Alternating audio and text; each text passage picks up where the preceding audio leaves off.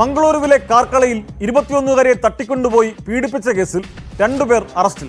കാർക്കള സ്വദേശികളായ അൽത്താഫ്, സവേര റിച്ചാർഡ് എന്നിവരാണ് അറസ്റ്റിലായത്.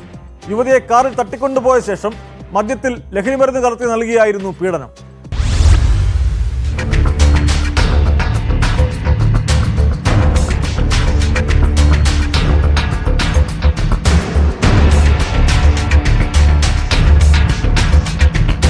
മംഗളൂരുവിന് സമീപം കാർക്കള കുക്കന്തൂരിലാണ് നാടിനെ നടുക്കിയ സംഭവം.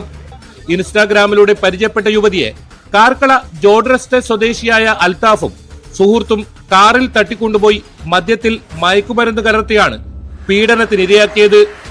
കാർക്കളയ്ക്ക് സമീപം ആളൊഴിഞ്ഞ സ്ഥലത്തെത്തിച്ചായിരുന്നു പീഡനം. 3 മാസം മുൻപാണ് ഇൻസ്റ്റാഗ്രാമിലൂടെ അൽത്താഫ് യുവതിയെ പരിചയപ്പെടുന്നത്. ഇയാളുടെ സുഹൃത്ത് സവേര റിച്ചാർഡാണ് മദ്യമെത്തിച്ചത്. പിന്നീട് അബോധാവസ്ഥയിൽ കണ്ടെത്തിയ യുവതിയെ സമീപത്തെ സർക്കാർ ആശുപത്രിയിൽ പ്രവേശിപ്പിക്കുകയായിരുന്നു. നാട്ടുകാരാണ് വിവരം പോലീസിനെ അറിയിച്ചത്. പോലീസ് നടത്തിയ അന്വേഷണത്തിനൊടുവിലാണ് പ്രതികൾ പിടിയിലായത്.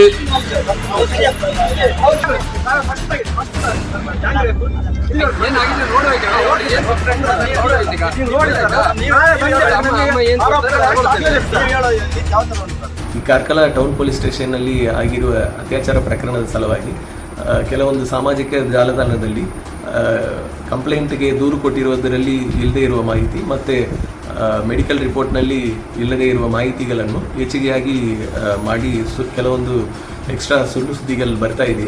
ಇದರ ಸಲುವಾಗಿ ನಾವು ಇನ್ವೆಸ್ಟಿಗೇಷನ್ ಮಾಡ್ತೀವಿ. ഗുരുതരാവസ്ഥയിലായ യുവതിയെ മണിപ്പാലിലെ സ്വകാര്യ ആശുപത്രിയിലേക്ക് മാറ്റി. പെൺകുട്ടിയെ തട്ടിക്കൊണ്ടുപോകാൻ ഉപയോഗിച്ച കാർ പോലീസ് കസ്റ്റഡിയിലെടുത്തു.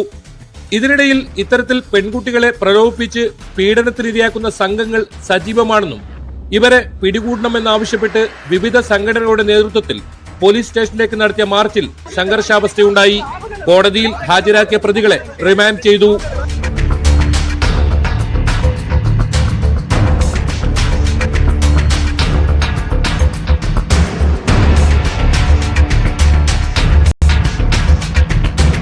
ന്യൂസ് 18 കാസർഗോഡ്.